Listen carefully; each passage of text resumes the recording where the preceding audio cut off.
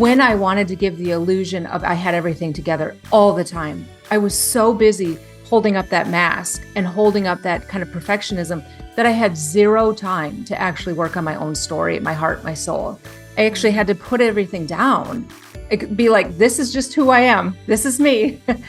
And then I could put the energy into the things that were really important. Welcome to the Happiness in Progress podcast. I'm your host, Danielle Craig. I'm an Emmy Award-winning journalist, international speaker, mom, wife, and you know what I like to say, just a person looking for more joy in the everyday. This is a space where you belong, not because you earned it, not because of your title, your paycheck, or number of kids you have, but just because you are human and you are good. Here we explore progress over perfection, emotional and spiritual wellness, and how to relish the good parts of life that coexist with the not so good parts. This is Happiness in Progress. Everything I love and am really passionate about is in this episode, and I am so excited that it's made its way to you, because if you are in need of granting yourself a little permission to find out who you are, to spend a little time on yourself, it's going to be in this episode. So let's start by introducing today's guest. Today, you are going to hear from Rachel Marie Martin. She is the author of Getting Your Spark Back, and you may know her as the writer behind findingjoy.net and the author of both Mom Enough and The Brave Art of Motherhood. And she's also a founding partner in Audience Industries. You may have seen her on the Huffington Post, The Today Show, Star Tribune, Tiny Buddha, and a whole lot more. And today you're going to see her right here on Happiness in Progress. I absolutely loved this conversation with Rachel. It was so great spending this time with her, and I'm excited to share it with you, along with granting you permission to spend a little time on you and to find yourself.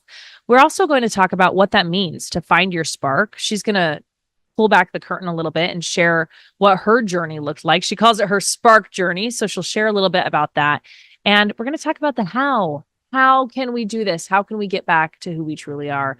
So let's get to it. Rachel, thank you so much for coming on the podcast today. I'm really excited to have you. I'm super excited to be here. Thanks for having me. So recently you released Get Your Spark Back. And I want to know, as you've been doing interviews and as you've been meeting people who have this book in their hands, what are you learning about what has impacted them the most? It's funny because what you think it's going to be, it never is, but it's really that starting doesn't look like what we thought starting looked like. I think a lot of us think that when we start on a journey, we have to have X, Y, and Z, all the answers mapped out. And really, if we wait for that, we just don't start. And it's like the procrastination part became clear. And it was more about, it's this grand adventure just to start and try and figure it out while we're going. Oh, I love that, because I think life teaches us, especially in this modern world, that there is a path, that there are points to meet. You know, you've got elementary and then high school, and you get your diploma, and then you go to college, you get a job, and then you get married, then you have the 2.5 kids.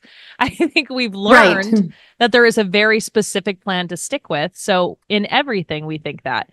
So if someone's listening, and, you know, a lot of my listeners are type A, like I am, how do you get that courage to move forward without that plan? I go back to when we were kids and we were given permission to wonder. Like as a child, we wondered about everything. And then you're right, we get taught this linear way of thinking. It's very, very linear. And I can think back to when I was in college and they would be like, well, can you write an essay? But instead of the way you normally do it, we need you to follow this program, these steps. And I did. I turned it all in and they're like, yeah, B. And then when I followed my own way, that intuition, they're like, which involved a lot of like late night writing because I work under pressure. They're like unbelievably thought out. Well done. Wow. An A. And so it's really being brave in a way to tap into your own intuition, to not look at it so linear, to kind of pull back a little bit and start to wonder. And just in some ways, I say, embracing uncomfortable, embracing, okay, this is so atypical for me, but that doesn't mean it's wrong. I think a lot of us, especially after COVID, and that was a very traumatic experience. I think a lot of us can relate to maybe losing our spark. What is maybe one of those first questions that can spark the curiosity or the wonder? One of the things maybe we can look internally and ask ourselves.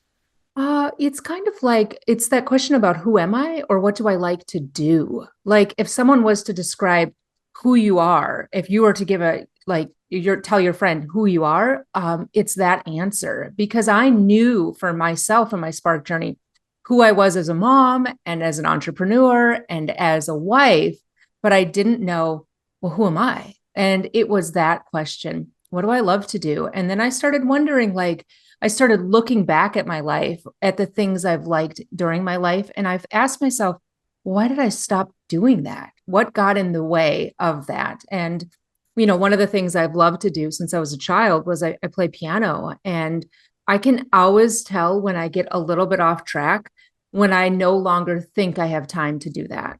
Mm. I love that you called this your spark journey. Oh, thank you. Thank I you. I Thank I you. love that. Okay, so tell us about your spark journey. What was the first moment where you were like, I'm not feeling like myself. Where's my spark? Well, here's the interesting thing about it is I once had a podcaster ask me if the best thing we can do is teach our kids to find their spark and not lose it. And I said, no, no, no, that's perfectionism because Mm, as long as we're breathing, we have this spark, this ember. What happens is life like COVID and all that, you just get these waves of sometimes you feel like you're the girl on fire, you can do anything. And then other times you're just like, I don't know who I am. I don't know what to do next. And so for myself, my spark journey really probably coincided with many people. It was during that time of COVID where for me, I had a lot of time at home and I had resolved a lot of issues that I had in my life. I had gone through a really bad divorce about a little over a decade ago, and I had fixed that. I gotten remarried, gone through my single mom years. I fixed my finances, all these things. And then all of a sudden I was like, well, who am I now? I mm. knew the fighter. I knew who I was. I knew that identity. But who am I now? And how do I reconcile who I was with who I am now? And that was the start of the journey for me. Yeah, I think it's so hard because we get stuck in this like fight or flight and you're just trying to survive. Like a lot of the things you just mentioned, those are very difficult things to go through. And at the end point of that, when you finally get that chance and that privilege to exhale, that's when you can Mm-hmm. start rediscovering who you really are. What Yeah, happened the exhale. what happened next in your journey? So well, what happened too, here's what else is interesting is I had spent so much time listening to everybody else's advice because during COVID, my platform just exploded because everyone was at home. So I was on a good trajectory. And if you look at it, there's this gigantic spike of growth and visibility. And what happened was lots of people came in with words of what I should do next. And it's like I almost became skittish and I forgot to trust myself. So I started Mm, doing all these things. And then I just was never, I could never complete it. I could never follow through. And so I basically put the brakes on it. I started running as part of it too. And in putting the brakes on it and going to a meditation class, I learned to start listening to my own spirit, my own soul again, because I mm. had crowded it out with really good advice, probably. But because I didn't know how to trust my own self anymore, I was not in alignment with my true self. Wow. There's something magical about that combination of meditation and running. Yes. I when I went through, this whole crisis and I started running a marathon or I started training to run a marathon. Hmm. And at the same time I discovered meditation and I was doing these two things at once and it was so powerful because I had gone on that linear path for years and years and I'd Yeah. listened to everybody else and then I finally had afforded myself the opportunity to just look inward, which was Yeah. shocking because most of us don't do that. No, it's very shocking. In fact, what it was even more shocking in a way because I joined a meditation class. So there was a group of us, and there's nothing like sitting in a group. So I was awkward in the beginning, but I sat with this group of women, and I assumed it would be like every other women's group that I'd ever been in, where you share and then people bounce back sharing. And it was the opposite. We would do our meditation practice and then we would share, but as soon as we were done sharing, that was it. and then the next person would share and everyone would say, thank you for sharing. But what ended up happening is I started to be able to hear my own self and to trust myself, because I would, in other times, I would listen to somebody else's advice again, and I'd be like, oh, well, maybe that's what I should do, denying what it was. And so I got to this very uncomfortable point of, oh my goodness, that's who I am. And I started working through that process of silence, but it wasn't really silence. It was actually my heart coming alive. Oh my gosh, that's amazing. I love that, your heart coming alive. In one of the interviews, I saw a clip, I think it was with GMA, Mm-hmm. and you said it's not a spark when anybody talks to you about finding their spark again. It's not a spark, it's my spark. Why is that element of ownership so important to notice? Okay, that gave me goosebumps because I love that phrase. First of all, a lot of my readers would write in because they saw me get my spark back. They could tell something was happening, and they would always say, I want to, how do I get my spark back? And I love that question because it's so vulnerable. First of all, it's that daring to take a risk to say, you know what, I want this.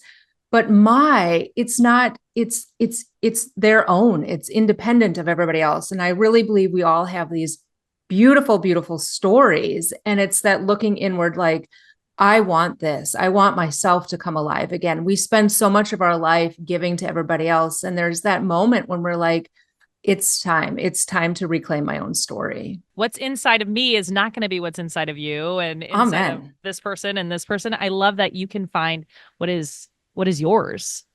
Yeah. Yeah. And I love that too, that journey of that's what I think allows us all to sit at the table when it's not just this cookie cutter program, that linear program. It's about kind of, we have the same maybe process. We're kind of going through the journey, but everybody's is so uniquely their own.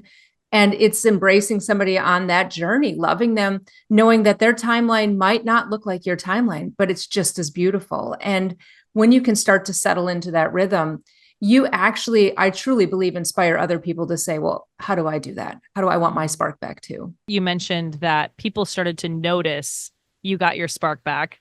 What did that feel like for you? First, I was like, really? It was kind of one of those things, like, because I've been writing online since 2008. So I've been Yeah. used to it. I've been used to people calling me Joy when, because my site's finding joy and all these different things. But for me, it was more like, okay, I'm on, it wasn't, I had already gotten my own internal validation, but it was more like I was stepping into like my calling. And that was part of my spark back journey, was that this idea that part of what I'm on this planet to do is to provide hope and inspiration. And I love to write and I love to speak. And it was actually almost like the universe was like, see, this is important. This is a universal truth that other people need to hear and need to have that little moment of inspiration. Like, if she can do it, I can do it too. I think it's so cool that people notice that. And then also, um, by your example, they realized I can do that too. That's powerful. I think there's a lot of things that, they're like the negative stories that we get just stuck in our head and we can cycle on. And one of the Mhm. ones that I find myself getting stuck on, you shared this on Instagram and it says, quote, sometimes you have to let go of the picture of what you thought life would be like and learn to find joy in the story you are actually living, end quote. I love Yes. that. So tell me a little bit about that, writing that. Is that something you experienced? Is that coming from your own experience? Yes, yes. In fact, it's one of the most humbling parts of my story. I wrote that quote. So when you go through a divorce or whatever, the kid, and I have children, so it's traumatic for them, even if it's the right thing for you, or their story or their life. There's still this like disruption. And I went through a spot where my oldest son and our relationship was really, really rocky. And there was a summer where he decided he was going to, it just ended up that he was going to stay with his father, and his dad lived about 1,000 miles from me. Mm. And as a mom, like, that is not what I wanted. That is not the picture I had. And I was devastated. And I remember sitting out on my front porch here in Nashville, and on the other side, I could hear my other kids playing. And I heard one of them say, well, where's mom? And I thought, I have, I've got to show up. I have got to figure out how to do this life with a story that doesn't look like what I wanted. And I ended up writing that just in a moment, making the graphic, putting it up, and it just went really, really viral. Well, what's really powerful about it too is fast forward, and I was on the Today Show because this was around when my first book was out. And a friend of mine, or actually my agent said, hey, can you get a picture by the sign? And the sign said today is November 9th.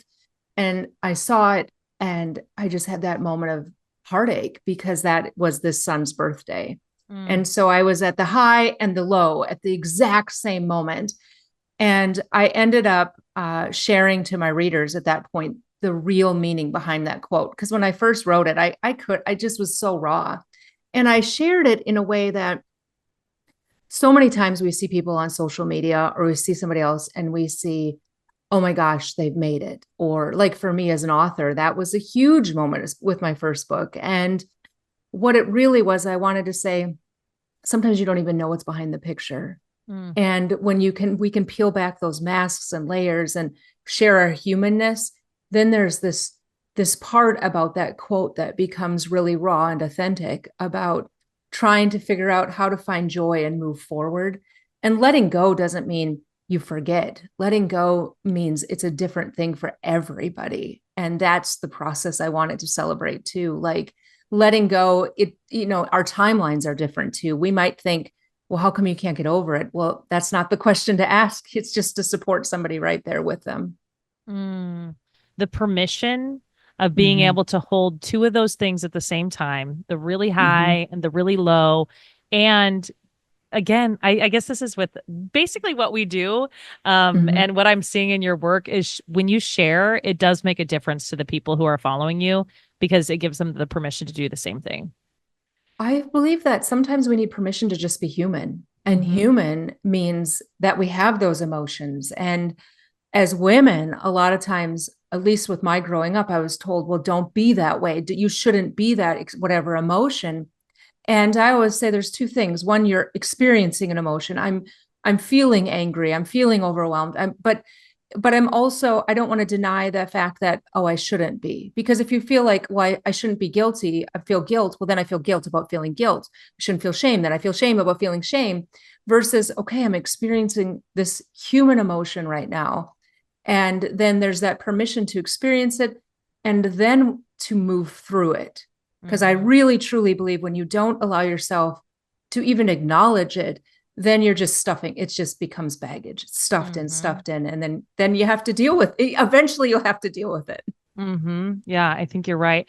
I always think that I think what we do oftentimes is we miss out the I feel one way or another. And so we say, like, Brene Brown, we always talk about like, I am shame versus I feel shame. I think just taking even that one step away from categorizing yourself as a certain way because you feel anxiety or overwhelm or shame or whatever it is, and just acknowledging that feel part of that sentence, that's what helps you make the jump to recognize this is just a human emotion. It's normal. And it doesn't even describe who you are as a human. Right. It's so very, very true. I like to look at like overwhelm or sometimes the emotions are just like a little warning light in the car. Like that, like if my Jeep gets the yellow light on it, it doesn't mean that there's something necessarily wrong with it. It's just, hey, it's a check. Maybe you should check something with it. And that is so freeing because otherwise, we immediately assume there's something wrong with me, I need to change it versus, you know what? I'm just experiencing this right now. And that's okay. And sometimes that's the right emotion to experience. I loved that quote that I shared, the quote of yours that I shared that because I do get caught up in what I thought my life would be, where I thought I would be, that timeline that I had. And then you also added in there, we as humans are also not only comparing to our own plans, we are comparing to everybody else's plans and what it seems like is happening in their lives. So what is maybe a tip that people could take away on starting to back out of that habit of comparing our lives to what we thought they would be and everybody else's lives? I always, it's kind of like we know the real, like if you like REAL, Mm-hmm. that I'm so grateful for influencers that kind of pull it back a little bit because I mean, I can tell you like my next to me sitting, there's a stack of papers, there's a hair clip, we all know that their life is probably a little bit messy. And when we can share some of those moments, and when we can just take that breath, that allow that vulnerability in, it actually creates space for us to move and do the things that we want. I know that for myself, and I wrote about this actually in my first book quite a bit, that when I wanted to give the illusion of I had everything together all the time, I was so busy holding up that mask and holding up that kind of perfectionism that I had zero time to actually work on my own story, my heart, my soul. I actually had to put everything down. It could be like, this is just who I am. This is me. And then I could put the energy into the things that were really important. A lot of people can relate to holding up that mask. That is a lot of effort. It is. It's very interesting because I had that whole, that the mask, the man behind the curtain in Wizard of Oz, that whole thing. And I know that I guess the greatest compliment I get to me is when I meet people in real life that they're like, you're exactly who I thought you would be. And Mm. I thought, okay, that is congruency. I want to live my life congruent. So if I meet somebody at Kroger, that I'm living that story. There's that truth of who I am, and Mm-hmm. that it's too exhausting otherwise. And Mm-hmm. it allows you to be unapologetically yourself too, which is great. I have one of my mentors. She was a network news anchor, and Mm-hmm. she told me, and I had gone to visit her when I first met her when I was, I think, maybe a senior in high school or a freshman in college. And then her house was perfect, obviously. And then I met her, or then when I talked to her years later, she said she actually put everything in laundry baskets and went and hid it upstairs in the dirty room. Yeah. And I was like, oh my gosh, had I known, about that humanness, I think that would have impacted my own personal, probably shame story around whether my house is clean or not. How can someone, with things like that, and I think we all do that. We hide our dirty laundry, Mm-hmm. um, but it's because we're worried about other people judging us. So how do we move through that fear of judgment? First of all, just being willing to admit I have that fear of judgment, because Mm, then it's that cycle. Like if we're not honest with ourselves and then wondering about, I actually love to wonder, well, why do I have that fear of judgment? What is it that makes it? Is it, I'm afraid they're not going to like me? Is it afraid that they're not going to think I'm put together? It starts to get down to the root of it, because the fear of judgment is the surface. mm, It's that part, but there's this deeper story that underneath pretty much all of those things. We have this deeper story. Like a lot of times it's, I don't want to, I'm afraid I'll be alone, or I'm not enough, or I'm not worthy.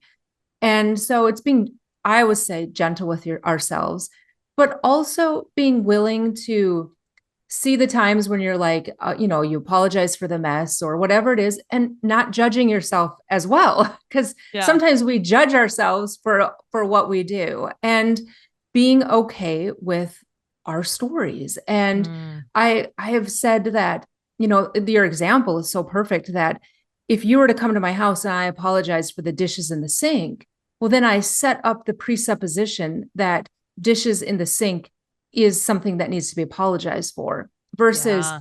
there's a family that lives here. Chances are there's going to be dishes in our sink. You know what? As you were talking, I also thought of, I think we need to offer and extend that grace for our friends, for the people that we love. Because Mm-hmm. when we judge them, we go to their house and we're like, oh my gosh, she has dishes in her sink. And then your brain Right. goes, oh my gosh, she does have dishes in her sink. So do I. Let me go spiral down a shame story. And then you also, just cement that in your own brain that this is a really bad thing that's happening. Yeah, yeah. And I always want to tell people to like love each other's stories. Maybe Mm, for one person, like dishes in the sink, that's their priority, is, they know that for their place of peace, they just want that kitchen counter perfect. And it's knowing that we each have our own spaces that we have cultivated, and to not compare and think, well, if she's got it this way, that means I have to do it that way. And to me, in some ways, that's what shows social media, where we get tripped up is we see everybody that's got, oh, they do it that way and they do it that way. And it layers and layers, and it becomes an impossibility versus the siphoning through and going, you know what? I don't have to do all that. I don't have to do any, but I could choose, and I can love the people who have those cool things too, and not use it as a judgment or a comparison of, oh, I have to do that yet too. Mm-hmm. Yeah. If we go back to that, I think we're going to be able to lead with a lot more love and compassion and grace. Oh, I mean, that is what I've learned. I'm going to tell you, because I've been online, and so the birth of social media too. I've watched Instagram. I was an early adopter of Facebook pages and stuff. And I've seen it, and I have seen the power of women who are willing to sit at the table and love each other's stories, and to come with that compassion and empathy and want to actually hear from somebody else versus immediately tell somebody else what to do. And when you do that, that's just that kindness. And the world needs a lot of kindness. So if we can be vessels of it, it's super powerful. We've come a long way from the lunch tables in high school and choosing who can and can't sit with us. I love that. Do you have any more tips, maybe one easy tip for someone on getting their spark back? They're at the beginning of their spark journey. What is one thing they can do? You have one thing every day. If you just do one simple thing for yourself every day, it could be deciding, I'm going to get a perfect cup of coffee today, or I'm going to take a walk, or I'm going to listen to this music. If you do that for a year, you've done 365 things, and there's no way you're going to stay in the same spot. But it has to be you deciding, I'm worth doing it. You can't default on the start to somebody else, a partner, a friend, anybody else. It's really you deciding, I'm going to do this, even on the days when I don't feel like I want to do it. I'm going to still do this.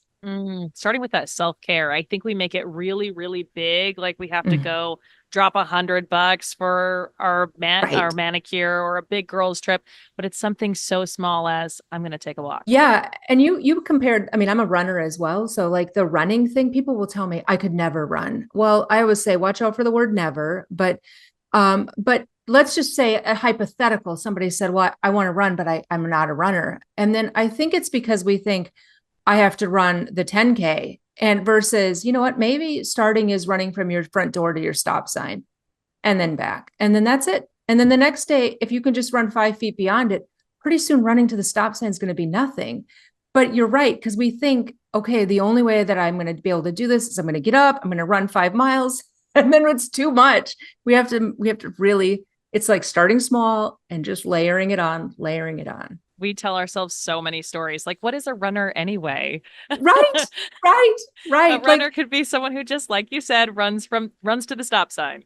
Right. And it's easy to think, oh, I'm not really a runner, I've got to do this next thing. Oh no. Like you do the marathon, then you're like, oh, I should do the ultra marathon. That's a real, and then versus going, you know what? I am a runner. I am doing this. And then being proud of where you are. Someone on Instagram posts these insanely incredible wildlife photos. And in the caption, it was, I'm not really a wildlife photographer. I know. I was like, I've never seen a photo like that. Right. It's fantastic. I just want you just own it. Yeah. Yes. Just own it and be proud of it. Like, I really believe we all have these superpowers, and everybody's are going to be a little bit different, and we can just love each other for those superpowers and those things that we can do.